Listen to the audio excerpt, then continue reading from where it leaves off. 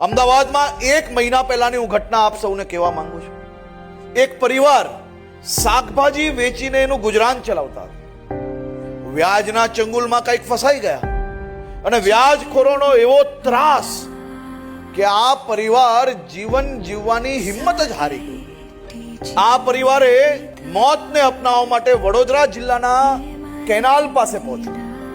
નસીબે આવી અલગ અલગ કેનાલો પર જીવન આસ્થા હેલ્પલાઇનના જે બોર્ડ લાગ્યા છે અને એ બોર્ડ વાંચીને એમને શું વિચાર આવ્યો કે એમને આ હેલ્પલાઇન પર કોલ કર્યો.